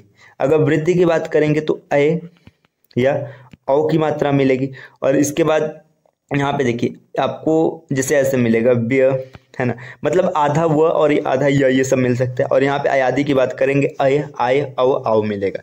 तो अगर इसमें आप देखेंगे तो यहाँ पे देखिए हिमालय, हिमालय में अगर आप देखते हो तो यहाँ पे मतलब ये दीर्घ संधि हो जाएगा। इत्यादि, इति प्लस आदि, यहाँ पे देखिए आधा वाला मिल रहा है तो यहाँ पे इसमें ये यड़ में चला जाएगा। तल्लीन, ये तो है ही नहीं, ये व्यंजन संधि, तो देवेंद्र इसका बिल्कुल सही उत्तर हो जाएगा, विकल्प डी। अगले प्रश्न पर आते हैं, प्रश्न संख्या 158। 158 में क्या जिक्र किया गया, शब्द अन्वय का संधि विच्छेद होगा, तो अन्वय का संधि विच्छेद होगा अनु प्लस आय, ये इसका संधि विच्छेद होता है, तो इसका बिल्कुल सही उत्तर हो जाएगा, विकल्प ए। देखिए संख्या 159 से 163 के लिए निर्देश है, निम्नलिखित गद्यांश को ध्यान से पढ़िए तथा प्रश्न संख्या 159 से 163 के उत्तर इस गद्यांश के आधार पर दीजिए। आपको गद्यांश पढ़ना और इसके आधार पर उत्तर देना। तो गद्यांश क्या है, कुछ महापुरुष तटस्थ होकर चिंतन करते हैं और अन्वेषण, चिंतन, मनन, विश्लेषण, संश्लेषण आदि के आधार पर नई व्यवस्था की कल्पना करते हैं तथा नए मूल्यों, नए आदर्शों और नई आस्थाओं का सृजन करते हैं। नई व्यवस्था देने वाले ऐसे तटस्थ चिंतक धन्य होते हैं, क्योंकि केवल आलोचना करते रहना तो सरल है किंतु उपाय बताना कठिन है। देखिए यहाँ पे इस पैराग्राफ में या फिर जितना हम लोगों ने पढ़ा इसमें जिक्र किया गया कि कुछ महापुरुष ऐसे जो तटस्थ, तटस्थ का मतलब होता है एकदम मतलब निष्पक्ष होकर चिंतन करते हैं, है ना। और इसके बाद क्या मतलब वो अन्वेषण करते हैं, इसके बाद मनन विश्लेषण करते हैं, उसके आधार पर ना कुछ नए मूल्य देते हैं, नए आदर्श देते हैं, नई आस्था को जन्म देते हैं, है ना। अब नई व्यवस्था को मतलब जो उत्पन्न करने वाले ये चिंतक होते हैं ये धन्य होते हैं, क्योंकि किसी चीज का आलोचना करना तो सरल होता है लेकिन उपाय बताना बहुत ही कठिन है। मार्क्स ने कुछ उपाय बताए और लेनिन ने उन्हें मूर्त रोक दिया। देखिए, मार्क्स ने उपाय बताया था, लेनिन ने उसे पूरा किया। रूसो, लास्की आदि ने भी उपाय बताए, उन्हें साकार करना अन्य जन पर निर्भर रहा। देखिए, रूसो है, लास्की, इन सब लोगों ने उपाय तो बताया लेकिन उसे साकार नहीं कर पाए। किंतु कुछ महापुरुष और भी आगे बढ़ गए, उन्होंने केवल उपाय नहीं बताए बल्कि स्वयं की एक निष्ठा से उस पर आचरण करने के लिए जुट गए। मतलब इन लोगों से आगे भी कुछ महापुरुष हुए जिन्होंने सिर्फ उपाय नहीं बताया, उन्होंने क्या किया, उसे पूरा करने के लिए मतलब वो अपना जी जान एक कर दी। महात्मा गांधी ने जो समझा वही कहा और जो कहा वही किया। देखिए, महात्मा गांधी का इसमें जिक्र है कि उन्होंने जो समझा वही बताया और जो बताया उसे पूरा भी किया। उनके विचार, कथनी और करने एक ही थे। मतलब महात्मा गांधी जी जो भी कहते थे, उनका विचार, उनका कहना करना सब एक हुआ करता था। उनमें अपनी बात कहने और आचरण करने का साहस था। उनका जीवन उनके सुझाए हुए उपायों एवं आदर्शों के आधार पर विहित प्रयोगों और अनुभवों की सजीव श्रृंखला है। महात्मा गांधी काल के प्रवाह के साथ नहीं बहे। मतलब महात्मा गांधी जैसा समय चल रहा था उसके विपरीत रहे, वे युग प्रवर्तक हो गए। गांधी महान और अलौकिक पुरुष थे। तो यहाँ पर ये गद्यांश में इतनी चीजें दे रखी है ना। इसके आधार पर प्रश्न पूछे गए, तो चलिए देख लेते हैं हम लोग प्रश्न के उत्तर क्या बनेंगे, है ना। प्रश्न संख्या 159 है, इस गद्यांश में लेखक ने यूरोप के कुछ महापुरुषों के विषय में क्या कहा है। देखिए, मतलब जो यूरोपीय लेखक है, आपने देखा था पीछे, है ना, लास्की थे, है ना, इसके बाद लेनिन थे, उनके बारे में क्या कहा गया। देखिए, उन्होंने नए मूल्य की स्थापना की, है ना, उन्होंने कुछ नए आदर्श स्थापित किए, उन्होंने उपाय तो बताए पर उनका कार्यान्वयन दूसरों पर छोड़ दिया। देखिए, ये विकल्प सी पैसेज की मतलब इस गद्यांश के आधार से बिल्कुल सही है कि उन्होंने उपाय तो बताया लेकिन उनका जो कार्यान्वयन था वो किसी और पर छोड़ दिया गया था। प्रश्न संख्या 160, इस गद्यांश में लेखक ने महात्मा गांधी के विषय में क्या कहा। देखिए, महात्मा गांधी के विषय में क्या है, देखिए, वो केवल सिद्धांतवादी थे, तो ऐसा नहीं है। उनकी कथनी और करनी में अंतर था, ये भी बिल्कुल नहीं है ना। वे केवल आदर्शवादी थे, ये भी नहीं। तो मतलब तीनों में से कोई नहीं, तो उपर्युक्त में से कोई नहीं। विकल्प डी इसका बिल्कुल सही उत्तर बन जाएगा।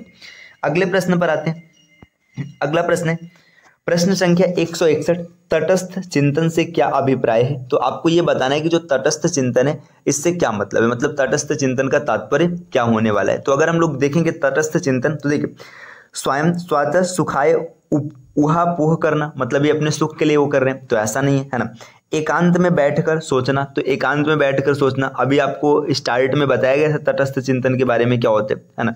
इसके बाद और भी आगे बढ़ेंगे, निष्पक्ष होकर सोच विचार करना, आगे गंभीर चिंतन करना। तो आपको बताया गया था कि जो तटस्थ चिंतन होता है इसका मतलब होता है एकदम निष्पक्ष होकर के सोच विचार करना। विकल्प सी इसका बिल्कुल सही उत्तर हो जाएगा। अगले प्रश्न पर आएंगे, प्रश्न संख्या 162। 162 में उक्त गद्यांश का संबंध निम्नलिखित में से किससे है। मतलब गद्यांश में किसके बारे में जिक्र किया गया। आदर्शवाद, ऐसा नहीं है। मार्क्सवाद, ऐसा भी नहीं है। समाजवाद, ये भी नहीं है। कर्मवाद, मतलब इसमें कर्म की बात की गई है कि आपको जो बताना है वो करना है। अगले पैसेज पर मतलब अगले प्रश्न पर आते हैं। इस गद्यांश में लेखक ने मुख्य रूप से क्या वर्णित किया है। देखिए, माफ कीजिएगा दोस्तों, कुछ महापुरुषों का चरित्र चित्रण, ऐसा नहीं है। मार्क्स के सिद्धांतों की व्याख्या, ये भी नहीं है। फिर आगे मात्र महात्मा गांधी के चरित्र की विशिष्टता का कारण बताया, मतलब महात्मा गांधी विशिष्ट क्यों थे इसके बारे में बताया गया, स्पेशल क्यों थे। तो यहाँ पे विकल्प सी बिल्कुल सही हो जाएगा। अगले प्रश्न पर आते हैं, प्रश्न संख्या 164 से 167। यहाँ पर भी आपको एक गद्यांश दे रखा है। निम्नलिखित गद्यांश को ध्यान से पढ़िए और प्रश्न संख्या 1 से 4। देखिए 1 से 4 क्यों लिखा है, क्योंकि ये प्रीवियस ईयर मतलब पेपर के क्वेश्चंस हैं। तो यहाँ पे आपको 164 से 167 का उत्तर देना है। मनुष्य की समस्याएं दो प्रकार की, एक समस्या शरीर की है जिसका समाधान रोटी और वस्त्र तथा अन्य अधिभौतिक सुविधाएं मानी जा सकती है। देखिए, मनुष्य के पास दो प्रकार की समस्या, एक समस्या उसके शरीर से जुड़ी है जिसका समाधान क्या है, मतलब किसके लिए परेशान है, रोटी के लिए, कपड़े के लिए और जो सुख सुविधा उसके लिए। किंतु सब प्रकार से सुखी मनुष्य भी दुख, दौर्मनस्य, रोग, शोक, जरा और मरण का शिकार होता है। मतलब जिसके पास सभी प्रकार की सुख सुविधाएं उसके पास भी रोग, शोक, मृत्यु, ये सब आती है। इस समस्या का समाधान न तो रोटी है और न रोटी और वस्त्र, न मोटर और न महल हो सकते हैं। प्राचीन और मध्यकालीन विश्व शारीरिक समस्याओं से अधिक अपनी आध्यात्मिक समस्याओं को प्रमुख मानता था। मतलब प्राचीन काल में या मध्यकालीन काल में क्या हुआ करता था, लोगों को शारीरिक समस्या से अधिक आध्यात्मिक समस्या से दिक्कत हुआ करती थी। इसी से उस समय अध्यात्म विद्या का सभी देशों में विकास हुआ और मनुष्य मानने लगा कि जो सत्य प्रयोगशाला में परखा नहीं जा सकता, डॉक्टर के स्टेथोस्कोप और सर्जन की छुरी से छुआ नहीं जा सकता, वह या तो सत्य ही नहीं है अथवा है तो ऐसा जिसकी ओर मनुष्य को ध्यान नहीं देना चाहिए। मतलब फिर धीरे धीरे क्या हुआ, मतलब ये चीज़ें बनी कि जो डॉक्टर्स के हिसाब से अगर, या फिर प्रयोगशाला में जिसके ऊपर काम नहीं किया जा सकते, डॉक्टर्स और सर्जन जिस पे काम नहीं कर सकते, वो या तो सत्य नहीं है, और अगर सत्य है तो ऐसा है कि उस पर मनुष्य को ध्यान नहीं देना चाहिए। और विज्ञान ज्यों ज्यों नई विजय प्राप्त करता गया त्यों त्यों अधिकाधिक मनुष्य उसके भक्त बनते गए, यहाँ तक कि अध्यात्मवादियों को भी आवश्यकता अनुभूत होने लगी कि वह अपनी बातों को वे जहाँ तक संभव हो विज्ञान की भाषा में रखें। मतलब जो आध्यात्मिकता है ये भी विज्ञान के ऊपर चलने लगी। आगे है देखिए, किंतु विज्ञान की वृद्धि से मनुष्य की शाश्वत समस्याएं दूर नहीं हुई, वह आज भी दुखी है। मतलब विज्ञान ने वृद्धि किया लेकिन मनुष्य की जो समस्या है वो दूर नहीं है, वह आज भी रोग, शोक, जरा और मरण का शिकार होता है। तथा सबसे बड़ी बात तो यह है कि पहले जिन सुखों की लोग कल्पना भी नहीं कर सकते थे, उन सुखों के सैल पर बैठा हुआ भी मनुष्य भी चंचल, विषण और अशांत है, तथा उतना अशांत है जितना पहले के युग में शायद ही कोई रहा हो। अतएव चिंतकों पर यह प्रतिक्रिया हुई कि मनुष्य की समस्याओं का समाधान विज्ञान भी नहीं है। मतलब जब सब कुछ होने के बाद भी मनुष्य परेशान रहा तो ये स्पष्ट हो गया कि विज्ञान भी इसका समाधान नहीं है, क्योंकि विज्ञान से शरीर चाहे जितना सुखी हो जाए आंतरिक संतोष में वृद्धि नहीं होती, उल्टे दिनों दिन उसकी मात्रा घटती जाती। मतलब विज्ञान से चाहे जितनी तरक्की हो जाए उसमें आंतरिक सुख नहीं मिलते। तो देखते हैं क्या है, विज्ञान का सत्य किस पर आधारित है। देखिए, डॉक्टर के स्टेथोस्कोप और सर्जन की छुरी पर, इसका भी जिक्र हो सकता है ना, मतलब सही हो सकता है। अध्यात्म विद्या पर ये नहीं है, प्रयोगशाला में परीक्षण पर ये भी सही हो सकता है, आस्था और भक्ति पर ये नहीं है। तो देखिए इन दो विकल्प में से कोई एक विकल्प सही हो सकता है ना, कि विज्ञान का सत्य किस पर आधारित है। तो देखिए इस गद्यांश में जो जिक्र किया गया था वो डॉक्टर के स्टेथोस्कोप और सर्जन की छुरी पर किया गया था। तो इस गद्यांश के अनुसार विकल्प ए 164 का बिल्कुल सही उत्तर बनेगा। अगले प्रश्न पर आते हैं, प्रश्न संख्या 165, विज्ञान की सीमा क्या है। वह पूर्ण आत्मिक संतोष प्रदान नहीं कर पाता, ये हो सकता है ना। वह अधिभौतिक और आध्यात्मिक सुविधाएं प्रदान करता है, ये तो बिल्कुल नहीं करता है ना।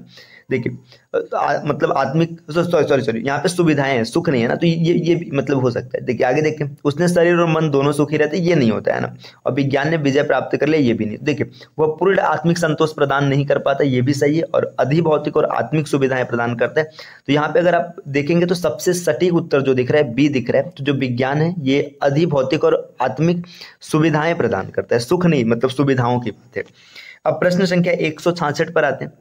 166 दे रखे, उपर्युक्त गद्यांश के अनुसार, मतलब गद्यांश में किसका जिक्र किया गया। विज्ञान की उन्नति से मनुष्य की शाश्वत समस्याएं दूर हो गई हैं, मानव समाज आज पहले की अपेक्षा अधिक सुखी और शांत है, जिन सुखों की कल्पना भी नहीं की जा सकती थी आज वह सबको सुलभ है, मनुष्य की सभी समस्याओं का समाधान विज्ञान भी नहीं है। देखिए उपर्युक्त गद्यांश जब हम लोगों ने पढ़ा है तो इसमें यह पता चला कि मनुष्य के सभी समस्याओं का समाधान विज्ञान के पास भी नहीं है, विकल्प डी बिल्कुल सही उत्तर हो जाएगा।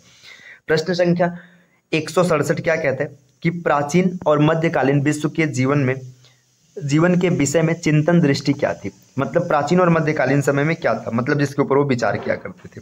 तो अगर इसमें देखा जाए तो देखिए क्या इसका सही उत्तर बनेगा। वह शारीरिक समस्याओं को प्रमुख मानता था, वह शारीरिक समस्याओं से अधिक आध्यात्मिक समस्याओं को प्रमुख मानता था। तो प्राचीन काल में यही था, मतलब वो शारीरिक समस्या से ज्यादा आध्यात्मिक समस्या को प्रमुख मानता था। अब आते हैं अगले प्रश्न पर, प्रश्न संख्या 168, निम्नलिखित में कौन तत्पुरुष समास का उदाहरण नहीं है। देखिए तत्पुरुष समास, जब तत्पुरुष समास का समास विग्रह किया जाता है तो वहाँ पे का, ने, मतलब जो कर्ता ने कर्म को करण से ये विभक्तियां मतलब वो होती है उसको मिलती है बीच में। देखिए यहाँ पे दिया जा रहा है राजकुमार, तो इसका विभक्ति करेंगे तो राजा का कुमार, तो ये तत्पुरुष होगा। यज्ञ वेदी ये भी तत्पुरुष होगा, ग्रामवासी ये भी तत्पुरुष होगा। तो इसमें सही उत्तर हो जाएगा विकल्प सी आजन्म। आजन्म में तत्पुरुष समास नहीं है, यहाँ पर अव्ययी भाव समास है। अगले प्रश्न पर आते हैं, 169 दिया है, सिर से पानी गुजर जाना मुहावरे का उपयुक्त अर्थ है। तो सिर से पानी गुजर जाना मतलब सहनशीलता की सीमा पार हो जाना, है ना। तो गहरे पानी में स्नान करना नहीं होगा, सहनशीलता की सीमा टूट जाना, विकल्प बी इसका सही उत्तर बनेगा। ग्रस्त का विपरीतार्थक शब्द है, तो ग्रस्त मतलब होता है मतलब जकड़ा हुआ, तो इसका उल्टा क्या हो जाएगा, मुक्त होना, विकल्प ए इसका बिल्कुल सही उत्तर हो जाएगा। अगले प्रश्न पर आते हैं, प्रश्न संख्या 171, निम्नलिखित में से कौन सा एक शब्द तद्भव नहीं है? तो इसमें कौन सा शब्द तद्भव नहीं है ये आपको कमेंट करना है। इसका उत्तर क्या होगा? तत्सम और तद्भव। अगर इसका जिक्र करें तो तत्सम क्या होता है? वे शब्द जो संस्कृत से सीधे हिंदी में प्रवेश किए उसे तत्सम कहते हैं।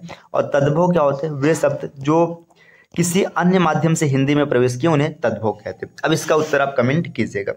प्रश्न संख्या 172, अलमारी किस विदेशी भाषा का शब्द है? तो ये भी आप कमेंट कीजिएगा कि अलमारी किस विदेशी भाषा का शब्द है। और अलमारी जिस भाषा का शब्द है उस भाषा के 5 और शब्द आपको कमेंट करने हैं। तो प्रश्न संख्या 171 और 172 इन दोनों का उत्तर क्या होगा आपको ये कमेंट करके बताना है। चलिए आते हैं अगले प्रश्न पर। प्रश्न संख्या 173, द्विज के अनेकार्थी शब्दों में निम्नलिखित में से कौन सा शब्द नहीं आता है? तो अगर द्विज की बात करेंगे तो द्विज के संदर्भ में जो शब्द नहीं आता है वो शब्द आपका यहाँ से देखिए, ब्राह्मण आता है ना, यहाँ पे ब्राह्मण आता है, पक्षी भी आता है, दांत भी आता है, तो विदेह इस द्विज का अर्थ नहीं बनेगा। चलिए आते हैं अगले प्रश्न पर। प्रश्न संख्या 174, निम्नलिखित में से कौन सा वाक्य शुद्ध है? आपको यह बताना है कौन सा वाक्य शुद्ध है। यह व्यर्थ बात करने से कोई लाभ नहीं है, ठीक है। संपूर्ण देश भर, देखिए देश भर नहीं होगा, ये गलत है ना। भाई ने भाई के साथ सलाह की, ये भी नहीं होगा, है ना। कृपया पत्रोत्तर शीघ्र दे, ये भी नहीं होगा। तो 3 विकल्प गलत हो गए, तो विकल्प ए बिल्कुल सही उत्तर हो जाएगा। अगले प्रश्न पर आते हैं। प्रश्न संख्या 175 में दिया गया किस शब्द की वर्तनी शुद्ध है? देखिए आधीन नहीं अधीन होता है, व्यवहारिक नहीं व्यावहारिक होता है, यहाँ पे मिष्ठान न नहीं रहेगा, है ना। अत्यधिक बिल्कुल सही है, विकल्प डी। अगले प्रश्न पर आते हैं। प्रश्न संख्या 176 दिया है, निम्नलिखित में से कौन सा किरण का पर्यायवाची शब्द नहीं है? तो किरण की बात करेंगे तो मरीचि होता है, रश्मि होता है, दीप्ति होता है, पुष्कर नहीं होता है, विकल्प सी इसका सही उत्तर बन जाएगा। प्रश्न संख्या 177 पर यहाँ पर दे रखा है कि राम लक्ष्मण से पत्र लिखवाता है, इस वाक्य में क्रिया का कौन सा रूप है? तो देखिए ये मतलब पत्र लिखवाता है, पत्र लिखवाया जा चुका है, तो आप देखेंगे लिखना पूरा हो चुका है, तो पूर्णकालिक क्रिया, विकल्प ए इसका सही उत्तर बनेगा। प्रश्न संख्या और भी आगे आते हैं। 178 में इसमें पूछा जा रहा है, आयु निम्नलिखित में से किस बोली का शब्द है? तो भोजपुरी का शब्द है। मूक शब्द का विलोम है, मूक मतलब गूंगा, ये जो नहीं बोल पाता है, तो वाचाल मतलब जो ज्यादा बोलने वाला है। अगले प्रश्न पर आएंगे। प्रश्न संख्या 180 में पूछा गया, निम्नलिखित में से कौन सा शब्द सदा बहुवचन में प्रयोग होता है? तो देखिए जो हमेशा बहुवचन में प्रयोग किया जाता है वो है प्राण इसका बिल्कुल सही उत्तर है, विकल्प डी। भक्ति जो है ये एक वचन और बहुवचन दोनों में प्रयोग किया जा सकता है, लेकिन यहाँ पे सदा मतलब सदैव की बात किया गया, जो सदैव सिर्फ कौन है? प्राण है, विकल्प डी इसका सही उत्तर है।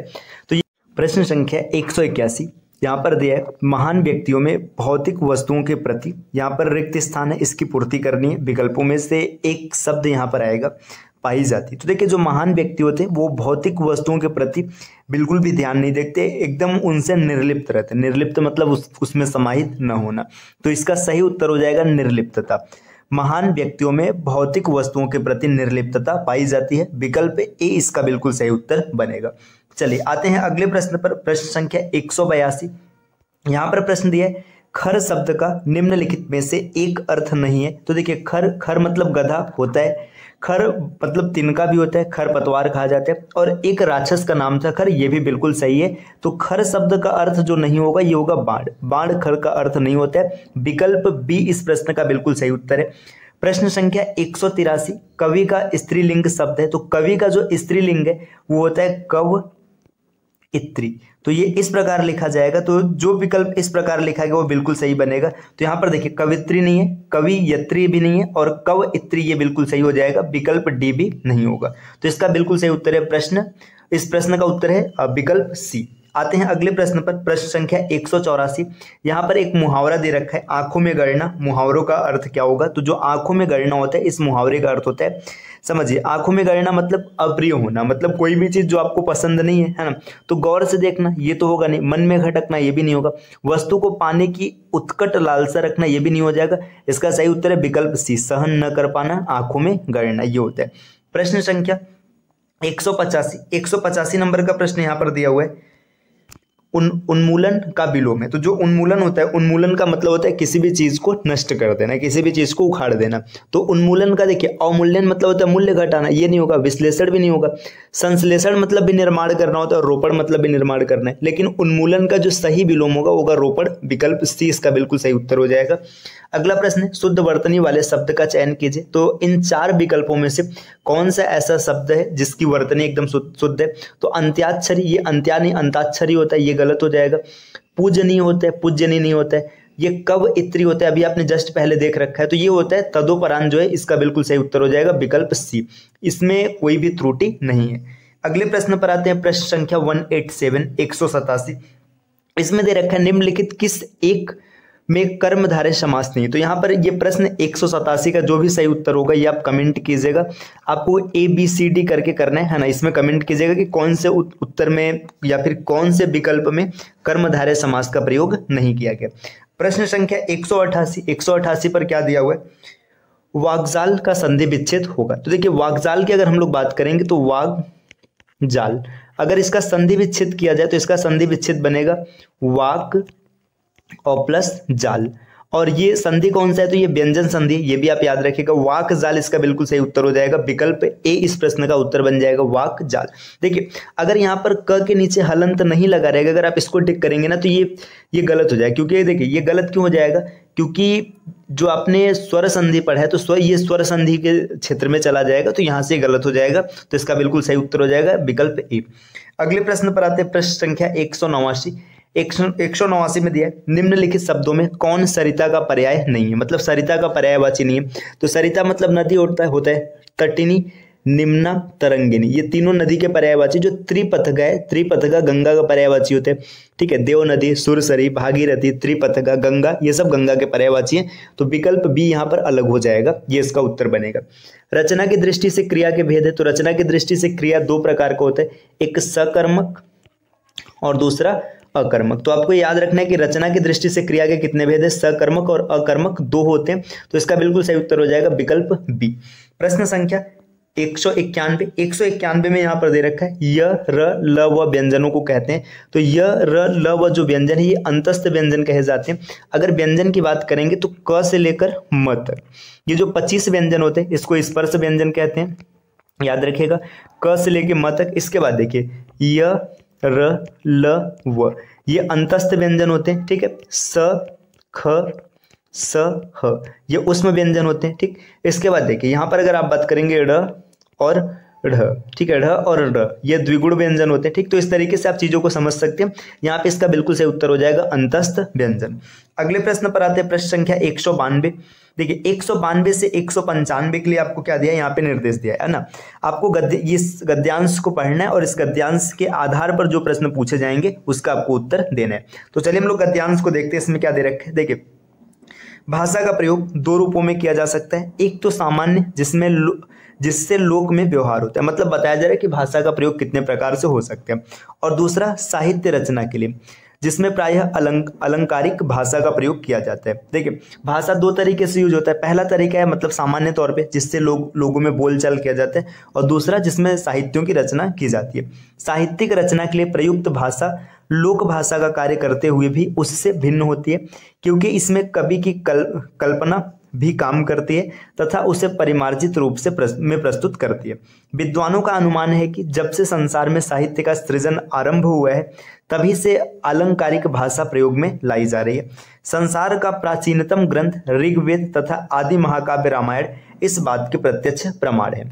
अब देखिए, आगे बढ़ते हैं। आगे क्या दिया है गद्यांश में? इन दोनों रचनाओं में अलंकृत भाषा के उत्कृष्ट उदाहरण प्राप्त होते हैं। संसार के समस्त कवियों तथा साहित्यकारों ने इसी प्रवृत्ति का अनुकरण किया है। वस्तुतः अलंकृत भाषा के अभाव में काव्य नहीं कहलाता। अगर आपने अलंकृत भाषा का प्रयोग नहीं किया है तो काव्य के जैसा नहीं होगा। इसी बात का समर्थन करते हुए कहा भी गया है कि अलंकार विहीन कविता विधवा के समान होती है। आचार्य भामह का भी कथन है कि जिस प्रकार किसी रमणी की सुंदरता अलंकारों के बिना पूर्ण नहीं होती, उसी प्रकार साहित्य भी आभूषणों के बिना शोभा नहीं पाता। आचार्य दंडी ने अलंकारों को काव्य की शोभा विधायक धर्म माना है। आचार्य मम्मट और विश्वनाथ ने भी काव्य में अलंकार की महत्ता स्वीकारते हुए क्रमशः उन्हें सौंदर्य के उपकारक तथा शब्दार्थ के शोभातिशायी धर्म कहा है। तो देखिए यहाँ पर इस पूरे गद्यांश को पढ़ने पर आपको ये पता चला है कि जो काव्य है ना, काव्य में अगर अलंकारों का प्रयोग नहीं किया जाएगा तो काव्य काव्य नहीं कहा जाएगा। मतलब काव्य का जो मूल गुण उसमें प्रकट होता है वो अलंकारों के माध्यम से होता है। तो चलिए देखते हैं प्रश्न किस प्रकार के। प्रश्न संख्या 192 यहाँ पर दिया है, लोक व्यवहार की भाषा होती है। देखिए जो लोक व्यवहार की भाषा होती है ना, समझिए लोक व्यवहार मतलब लोगों से बातचीत करना, तो अलंकार पूर्ण साहित्यिक भाषा ये नहीं होगा, संस्कृत निष्ठ लोक भाषा ये भी नहीं होगा, व्याकरण सम्मत लोक भाषा ये भी नहीं होगा, बोलचाल की सामान्य लोक भाषा। तो लोक व्यवहार की भाषा जो है बोलचाल की सामान्य भाषा है। विकल्प डी इसका बिल्कुल सही उत्तर बन जाएगा। आते हैं अगले प्रश्न पर। प्रश्न संख्या 193, इसमें दे रखा है संसार के अधिकांश कवियों ने जिस भाषा विषयक प्रवृत्ति का अनुकरण किया है वह प्रवृत्ति क्या है। मतलब संसार के ज्यादातर जो विद्वान है कवि वो क्या मानते हैं। देखिए लाक्षणिक एवं व्यंजना प्रधान भाषा का, ठीक है, ये नहीं किया है ना। इस पूरे गद्यांश में किसका जिक्र किया था, अलंकृत भाषा का प्रयोग। तो लोग किसका प्रयोग करते हैं, अलंकृत भाषा का। विकल्प बी इस प्रश्न का उत्तर बन जाएगा। अगला प्रश्न यहाँ पर देखिए दिया है, शब्दार्थ के शोभातिशायी धर्म अलंकार के समर्थक आचार्य हैं। तो देखिए ये इसमें आपने अभी अभी गद्यांश में पढ़ा था। देखिए यहाँ पर अगर आप देखेंगे तो यहाँ पर देखिए ये दिया गया है, रुकिए यहाँ पर दे रखा है कि देखिए आचार्य मम्मट और विश्वनाथ ने भी काव्य में अलंकार की महत्ता स्वीकारते हुए उन्हें सौंदर्य के उपकारक तथा शब्दार्थ के शोभातिशायी धर्म का है। तो देखिए मम्मट ने क्या कहा है कि उपकारक है और विश्वनाथ ने क्या कहा है शोभातिशायी है ना। तो इसका बिल्कुल सही उत्तर हो जाएगा विश्वनाथ। तो इसका सही उत्तर हो जाएगा विश्वनाथ, विकल्प ए। अगले प्रश्न पर आते हैं। प्रश्न संख्या 195। 195 में यहाँ पर क्या दे रखा है कि साहित्यिक भाषा और लोक भाषा में एक प्रमुख अंतर यह है कि अब देखो ये आपको ये बताने की क्या है। देखिए सबसे पहले ये बताया गया जो साहित्यिक भाषा है ये परिमार्जित होती है और दूसरी अपरिमार्जित, है ना। साहित्यिक भाषा अलौकिक होती है, दूसरी लौकिक होती है। साहित्यिक भाषा धर्म ग्रंथों में प्रयुक्त होती है, दूसरी लोक कथाओं में। साहित्यिक भाषा आदर्शों पर आधारित होती है और दूसरी कल्पना के आधार पर। तो देखिए यहाँ पर अगर आप देखेंगे तो गद्यांश में जिक्र किया गया था कि जो साहित्यिक भाषा है परिमार्जित होती है ना। अगर ये परिमार्जित है तो लोक भाषा क्या हो जाएगी, अपरिमार्जित। तो इसका सही उत्तर हो जाएगा विकल्प ए। देखिए आते हैं अगले प्रश्न पर। देखिए यहाँ पर भी एक गद्यांश दिया है ना, 196 से लेकर के 199 के लिए, ठीक। तो इस गद्यांश को देखिए आप इसका स्क्रीनशॉट निकालेगा, है ना, इतने का निकालिए, ठीक। और रुके मैं इसको थोड़ा सा ना छोटा करता हूँ, ये ठीक है यहाँ पे, ठीक है। देखिए यहाँ पे आप इस गद्यांश का स्क्रीनशॉट निकाल लीजिएगा, ठीक है, ये आपने ले लिया होगा, ठीक। अब इसके बाद इसके बेसिस पे यहाँ पे कुछ प्रश्न पूछे गए। देखिए प्रश्न संख्या 196 ये रहा, ठीक। इसके बाद 197 ये है, 198 यहाँ पर है, 199 ये है। तो ये इतने जो प्रश्न है इसका उत्तर आपको कमेंट करना है, ठीक। तो इसका उत्तर आप जरूर कमेंट कीजिएगा। इसको अगली क्लास में हम लोग इसको डिस्कस करेंगे। यहाँ पर आपको मैंने HW के तौर पर इसको दिया। इस प्रकार के क्लासेस आपको लगातार मिलती रहेंगी, बस इसके लिए आपको चैनल को सब्सक्राइब करना है।